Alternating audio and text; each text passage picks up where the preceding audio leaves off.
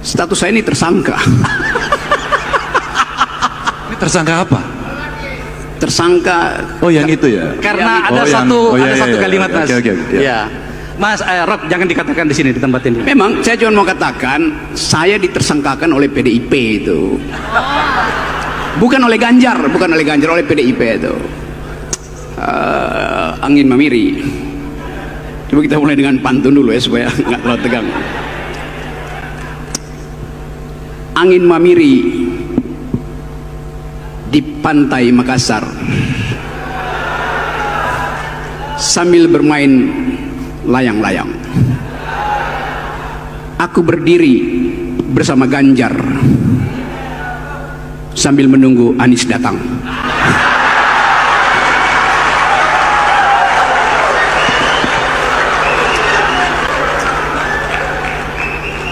Apa beda UNM dan UGM? Karena saya berkali-kali ditolak di UGM dan diterima di UNM.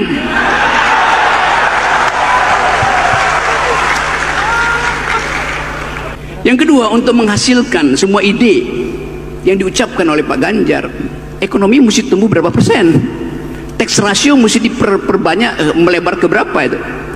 Kan itu hal yang mesti langsung bisa dijawab itu kan, supaya kita cek fact. Kalau katakan ya ekonomi tumbuh 5%, ya pengangguran kita anak muda hari ini ada 60 juta anak muda yang potensi menganggur di 2030 tuh. Jadi pertanyaan-pertanyaan fundamental ini mesti bisa dijawab. Per hari ini ada 19,7 juta manusia Indonesia tidur malam dengan perut kosong. Karena tingkat kelaparan di Indonesia paling tinggi di Asia. Per hari ini ada 15,5 juta anak muda mengalami gangguan mental. Dan akses pada kesehatan mental hanya 2%. Jadi ini real yang mesti dijawab secara tuntas itu. Oke. Itu soal yang mesti kita olah supaya kita nggak beli kucing dalam karung itu. Seandainya pun Anda beli kucing dalam karung, nggak usah panik karena karungnya bolong, udah ketahuan kucingnya apa itu. Tapi saya mau menghormati satu prinsip yang kita kembangkan hari ini, yaitu tadi kata Pak Nurdin, bertengkar di dalam ide, bertengkar di dalam pikiran itu. Oke, coba saya skip dulu ini. Saya mau lihat apa pengetahuan Pak Ganjar tentang keunikan Pulau Sulawesi itu.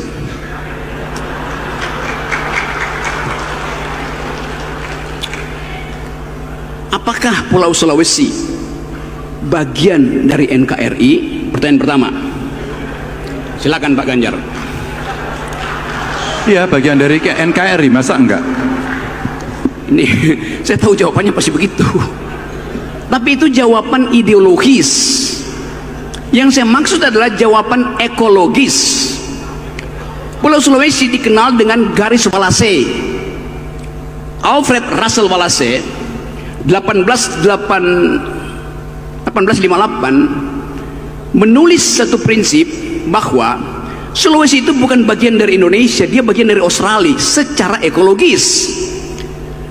Faunanya beda dengan di barat Kalimantan, dan itu persis lewat di Selat Makassar itu. Jadi kita mau supaya ada pengetahuan tambahan secara ideologis. Makassar, Ambon, Papua bagian dari NKRI. Tapi secara ekologis kita lebih dekat dengan Australia, dalam lempeng Australia. Itu juga yang menerangkan mungkin mengapa watak-watak orang Indonesia Timur beda dengan watak yang ada di barat. Kan itu yang kita sebut diversity sebetulnya tuh, yang mesti oke. Bahwa ceplas-ceplos Indonesia Timur itu tidak mungkin diasuransikan pada semacam sopan santun palsu mereka yang ada di Jawa. Saya mau jujur uraikan itu tuh.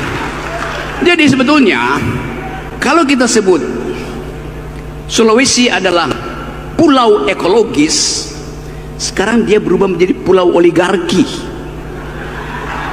Yes, ekstraktif industri ada di Sulawesi tanpa mempertimbangkan kecelakaan ekologis tuh. Anies, Prabowo, semuanya mesti kita uji, kita kuras otaknya tuh. Ada isinya apa enggak? Makasih.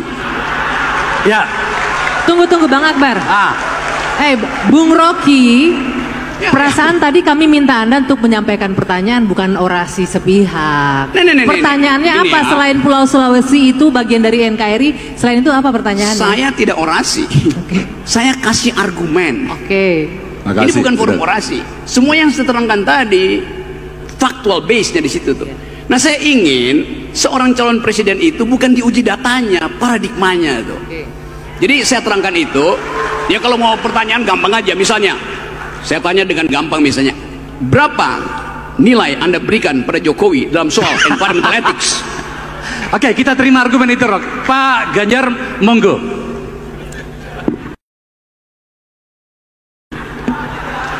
Sabar ya. Selalu tertarik dengan Rocky yang apa disampaikan. Tepuk tangannya meriah. Oke, good. Anda tidak menyampaikan itu? Iya, memang tidak ada kemarin permintaannya, maka saya bilang, saya mau cerita apa? Boleh nggak yang bisa membantu saya soal ekonomi biru dan ekonomi hijau? Tapi jangan tanya data lagi loh. Saya sampaikan data itu ada selera. Pak Ganjar ngomongnya gede banget, nggak ada datanya. Oh, ini orang suka data. Tapi Bung Rocky hari ini meminta saya untuk berbicara paradigma Jokowi. Maka kita harus menyenangkan banyak orang. Harus memberikan banyak orang termasuk yang hadir hari ini. Pak Ganjar setuju nggak ikan? Setuju. Lanjut. Apa yang mesti kita lakukan? Kita hitung. Saya tanya planner. Apakah membangun sebuah ibu kota itu ada syaratnya? Jawabnya pasti ada. Apa saja? Semua yang tadi disampaikan oleh Bung Rocky. Kondisinya, membangunnya, ekosistemnya, lingkungannya, maka orang menyebut sebagai FS. Terus jadi undang-undang. Maka siapapun yang disumpah di situ akan melaksanakan undang-undang. Kalau nggak salah begitu. Tinggal kemudian cara. Ada yang menginginkan itu 5 tahun selesai. Saya belum pernah lihat pengalaman membangun ibu kota 5 tahun selesai. Anda mau cek di Malaysia? Anda mau cek di Amerika? Anda mau cek di Australia? Silakan. Tentu prasyaratnya agak rigid. Dan itulah sebenarnya ketentuan teknis yang mesti dilakukan. Ya, di COP besok kami ketemu kemarin dengan beberapa orang. Di COP besok itu juru tagih isinya. Apakah Kyoto Protocol, Paris Agreement itu akan ditaati atau tidak? Apakah pengurangan emisi itu akan dilakukan atau tidak? Maka suka tidak suka kami kemudian menghitung. Kalau kemudian kita memenuhi itu semua dan kita akan lebih cepat agar tidak terjadi global warming, apa yang dilakukan? Yo, transisi energinya mesti disiapkan. Boleh ditampilkan nggak ini ya? Ya, silakan. Mohon dibantu Mas, materi slide-nya Mas Ganjar untuk ditampilkan di sini. Kita coba menghitung, lagi-lagi angka yang tidak suka saya minta maaf. Ini pernah kita pamerkan. Ini contoh saja. Kalau kita mau melakukan transisi energi, kita membuat satu model. Saya undang ahli, karena saya tidak punya kemampuan untuk mengarang ini. Saya undang mereka. Model capaian persentase energi baru terbarukan. PLN sudah membuat analisis. Ada air, geothermal, matahari, angin, yang kemudian orang mengatakan itu lebih hijau, lebih ramah. Pak Ganjar, ini pertanyaan duta besar Belanda waktu itu. Kan Anda masih pakai coal sekarang untuk energi Anda. Apakah Anda akan merubah? So pasti, kan kita udah sepakat itu. Tapi kami tidak bisa dengan tiba-tiba seperti maunya orang lain, karena kami punya itu. Maka teknologinya kami kasih contoh. Oh, kita kerjasama kok. Ada salah satu proyek umpama yang dengan Jepang. Ada Itochu waktu itu mengerjakan. Ada teknologi namanya ultra supercritical. Tapi apakah akan terus menerus? Tentu ketika kesepakatan lingkungan yang lebih baik, ayo kita komitmen bersama-sama. Oh, ekspor kita terkait dengan batu bara juga keluar. Anda juga menggunakan. Maka kita mencegah dan mengurangi. Selebihnya kemudian kita hitung. Kalau kita menggunakan teknologi yang ada, menggunakan sumber daya energi yang ada, kita mesti memperbaiki, mencegah, mengurangi kerusakan lingkungan. Kita hitung kira-kira nilainya 1.317 triliun. Kemudian saya ambil datanya Kemenkes, ternyata akibat polusi 17,8 triliun. Maaf sekali lagi saya carikan angka. Maka dari situ kemudian kita memunculkan bahwa 1.300 triliun untuk transisi energi kita bisa kita siapkan perencanaannya dengan baik. Lalu apa yang dibutuhkan? SDM-nya bagus, orang bekerja, investasi muncul. Apa sih ujungnya? Salah satu contoh aja yang tadi Bung Rocky sampaikan, Sulawesi ya, dengan kondisi Walasi menyampaikan mineralnya banyak dan hari ini terjadi kerusakan. Oke, ketika kita menghitung seperti itu, mari kita perbandingkan dengan pola ini. Kalau kemudian itu kita kelola, ada nggak nilai tambah yang akan menyelamatkan kelak dalam jangka panjang? Itu artinya yang sekarang diramaikan adalah teknologi baterai kelas dunia. Kita punya itu, punya kesempatan. Kenapa tidak kita ambil? Bagaimana menjaga lingkungan? Oke, kita ambil orang bagaimana best practices mining yang mesti kita lakukan. Oh, setelah itu SDM yang kuat, yang membangun ada berapa? Butuh berapa lama kita persiapkan mereka untuk kemudian dia bisa mengisi itu? Tapi dalam waktu tertentu tidak bisa, kita mesti kolaborasi, nggak bisa sendirian. Pendidikan, penciptaan lapangan kerja, karena kita bisa melakukan itu. Ngobrollah saya dengan Bu Penny, dia duta besar Australia. Dia punya litium, tapi nikelnya ada di kita. Kalau dalam konteks politik luar negeri untuk kepentingan nasional kita, secara bebas memilih, bebas berteman untuk kepentingan nasional, maka salah satu contoh itu kerjasama saja dalam konteks energi baru terbarukan, salah satunya adalah dengan Australia. Kita siapkan itu semuanya, maka kita hitung, dan ini akan menciptakan lapangan kerja yang lebih banyak. Tadi yang disampaikan, semua coba kita atur untuk job creations. Potensi lapangan kerja yang akan terserap di sini 3,7 juta. Mari kita siapkan perencanaan dengan baik, dan kita butuh masukan soal itu. Dan itu artinya butuh skill set. Karena ini lebih detail dan tadi tidak detail, saya detailkan. Ya. Mereka yang mengerti teknologi lingkungan, teknologi pangan, data scientist, dan mereka yang bisa mengolah material yang ada. Ini sesuatu yang bagus, gitu, Bung Rocky. Ya, oke, saya kasih ulasan ya. Ya, silakan, dengan senang hati. I'm talking about paradigm. Bukan soal data kuantitatif itu. Saya kasih contoh kontrasnya tuh.